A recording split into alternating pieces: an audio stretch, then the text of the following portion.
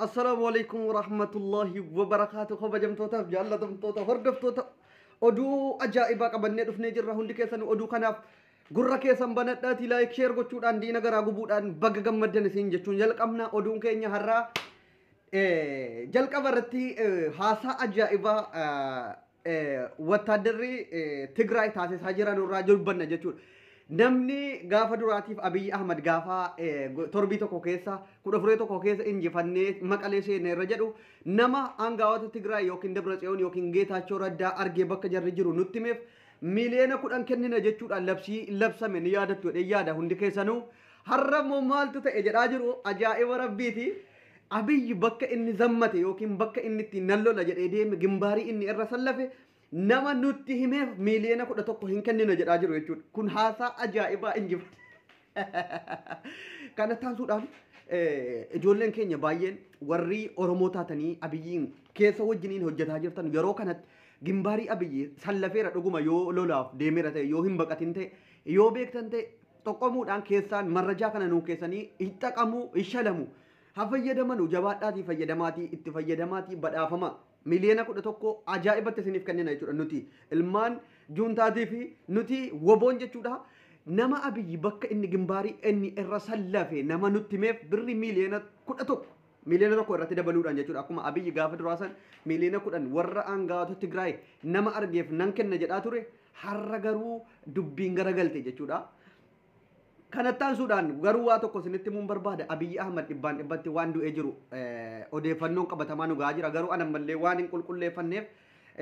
wanti kun gadi bahuu baatus wanti inni Oromoo fayyadus miidhus hin jiru waan jedhamu an akka xiinxala kootiitti Abiy Ahmad du'ee jira waan ta'eef wanti haasa'amaa jiru kun Abiy Ahmad gimbaarii deemee maaloodha wanti jedhamaa jiru soba. Maali akka xiinxala kootiitti isinitti hima hundi keessanuu waan kana yaada keessan itti kennattu jedhee yaada. Abiy Ahmad nafxinyoonni wal gurmeessuudhaan ijoollee keenya isatu ficcisiise isatu iyyuu Tigraayin idimee likkii akka nuti hin araaramnetti diina nu godhee nu ficcisiise lafa keenya nu warrarsiise jechuudhaan Abiyyi irratti haasa'amuu jalqabuun turee jira. Wanti anamma yaadaa jiru maali beektu Abiy Ahmad erga gadda dhufee waahii baqattummaa mangee haasa'e as takka viidiyoodhaanis ta'ee mul'atee hin beeku. Wanta kana Daani'eel Kibreettuu ajjeesanii 4 kiiloo keessatti Birhaanuu Naggaadhaan walii galanii achitti awwaalanii wanta kana Abiyyi waraana deemee du'e jechuudhaaf yookiin 4 kiiloo keessa akka hin jirre mirkaneessuudhaaf Abiy Ahmad du'uunsaa torbii caaleera jedhamaa jira. Anis gaafa waan kana dhaga'u qulqulleeffachuudhaaf nan callise kaleessa erga Abiyyi zammatuuf jedhamee haasa'ama ta'ee maali dubbiin kun namni zammatu gadi bahee viidiyoodhaan ummataan haasa'ee ragaadhaan jedha malee barreeffamaan haasa'ee zammataan jira. Kan jedhu fudhataman qabu ana biratti Abiy Ahmad du'ee akkuma antini sanatti kursii jalatti awwaalte jarri hamma inni ergasii Oromoo miidhe hanga inni jara fakkaate Itoophiyaa jedhe qofittiidhaaf isa faarsaa turte malee fakkeenyaaf waadanuu isinii kaasuun kaa Abiyyi du'uu isaatii fi dhibbaan dhibbatti mirkaneeffachuusaa akka Abiyyi du'e peejii isaa irratti dheengadda guyyaa 3 dura alaabaa lummuxxii hiriira biyya Kanaadaa antini Ameerikaa keessatti Daboo Afrikaa keessatti bakka adda addaatti bahame alaabaa Itoophiyaa tokko keessa hin jirre mootummaan federaalaatu maxxansa jettanii hin yaadina. Abiy yoo hangam keessoodhaan nafxinyaa jabeessas nafxinyaa ta'es peejii isaa irratti bakka uummanni hariin argu onlaayinii irratti alaabaa lummuutti maxxansa jettanii yaadina. Eenyunni alaabaa lummuutti maxxansee jara galeefteeffate yoo jettan warruma Abiyyiin ajjeesee ammaaf hanga jarri dhuftee Finfinnee geessutti aangoo Afrikaa qabu. Erga Abiyyi ajjeefame maaltu waadanuu wal bira qabeessanitti Abiyyi ajjeefamee jira jechuun kan koo erga Abiyyiin ajjeesanii alaabaa lummuuxxii sana poostii godhanii ummata alaabaa lummuuxxiidhaan bakka adda addaatti hiriira bahee galateeffatan tokko jedha. Erga Abiy Ahmad ajjeesanii booda gadi bahanii Abiyyi gimbaarii irratti zammatuudhaafi loluudhaafi mootummaa biyya bulchu tokko 4 kiiloon duwwaa jirti jechuu namni Abiyyi yoo hangam ta'e yoo zammatuu barbaade ofiif zammata malee gadi bahee miidiyaa irratti 4 kiiloo duwwaatti dhiise lola deemaara meedaan lolaa deemaara hin jedhu ajjeesanii ofii jaraatii waan kana lola irratti du'e jechuudhaaf yookiin hin booji'amee bakki buuteen isaa dhabame jechuudhaaf waan kana godhan lama jedha. Lama jettanii sadaffaa irratti erga Abiyyiin ajjeesanii kursii jalatti awwaalanii booda maal godhan hidhamtoota mana siyaasaa ajjeesuudhaaf qaallittiitti wal gurmeessuudhaan namni 3 dhaloota Amaaraa ta'an warri kaadir intini ajajoota Daani'eel intini taammaan bayyaneetiin qaallittiitti imaluudhaan bakka jarri Jawaar Mahammad jiranu iyyafachuudhaan ajjeesuudhaaf jecha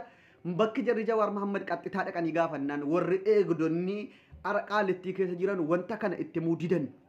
wal karakkaranii erga takka wal caqacaqanii booda seeraan ala ol galtanii bakka jarri hidhamtoonni itti jiran itti argisiisuu didan hagalatooman eegdonni gaafa achira turan har'a isin abiyyi lubbuudhaan jira jettanii gowwomtu taanaan siyaasni dubbiin hamaadha akkuma mangeen Haayila Sillaasee ajjeesee kursii isaa jalatti awwaale sana jarris waan inni ummata Amaaraatiif haddii kana ummata Amaaraa baad'eentinii isaa qotee bulaa otuu hambisin milishaa naannoo Amaaraa keessaa xaraqsiisee waa tokko injifannoo tokko malee lafa Amaaraa hunda Tigraayii fi waraana wabootiin to'achiiseef jecha ajjeeftee jirti amanaa. Deeggartoonni Abiyyis wanti isin Abiyyi zammataa jira nagaadhaan nu galii goota koo nagaan boohicha isin barbaachisu amma waan ta'uu qabu falakaa'uu qofa Oromoon. Jarattiin erga Abiyyiin ajjeeftee kaatee eenyutti karoorfattee qaallittiitti deddeebi'aa jirti. Warra eegdota qaallittii eeganu hunda achirraa kaasanii jiru. Odeeffannoon kun odeeffannoo qabatamaadha. Eenyunni dhalattoota Amaaraa qofaan marfamee jira qaallittiin bakki Jawaar Mahammad bakki Baqqalaan Garbaa keessatti hidhamee jiru. Yaa Oromoo kiyya dhaggeeffadhu. Abiyyiin galaafatanii jiru. Amma kan jara hafe ergii bannee balleessinee bannaadhaaf taamman bayyanee galee biyya jira. Namni dhibbaan dhibbatti diineffatee Oromoo jibbu Jawaariin jibbu biyya keessa jira. Maal eegaa jirtani hanga jarri erga Abiyyiin galaafatanii ka'anii jara Jawaar jara Baqqalaa Hamzaa Boranaa achitti rashananii wabootu ajjeese yookiin immoo shaneetu ajjeese yookiin waraana TPLF ajjeese jedhanu eegaa jirtu. Maal lubbuu goota keenya nu ajjeesa nu baasa erga jarri du'anii gabbaateen Amaara kuma dhibba yoo ajjeefte bu'aan qabu baay'een keessan jarri mana hidhaa keessatti waa taanaan Amaaraan tokko Oromiyaa keessa nagaan hin jiraatu Amaaraa waan jedhame inshallah fayyaa Itoophiyaa irraa Amaaraa fixuurraa Jawaar tokkitti lubbuun nu jiraachuu wayya Baqqalaan lubbuun nu jiraachuu wayya otuu jarri jiranuu gaasii barbaachisu kaffali mana hidhaatii baafadhu Abiyyitu hidhaadhaa baasa Abiyyi ofiifuuyyuu du'ee jira dhibaan dhibbatti sittima ati amanuu diduu dandeessa an xiinxala kan korraa ka'eetan xiinxale waan qabatamaa natti himame wal qabeetan sitti maa jira yoo jaallatte liqimsi fudhu yoo hin jaallanne giroo keeti ma assalaama Abiyyi lubbuun hin jiru amma falli ati gochuu qabdu yeroo 4 kiiloon duwwaa jiru finfinneen duwwaa jirtu naaf xinyaawota warra finfinnee taftee jara galaafachuudhaaf jirtu kana warri finfinnee keessa jirtan qeerroon Oromoodha maal wal gurmeessaati dacha'ati bakka jarri Jawaar Mahammad jiranu deemaati yoo baasuu dadhabdan achirratti marsaa ta'a akkuma gaafa Jawaar marfamee jennaan achitti guyyaa 2-3 achi teessan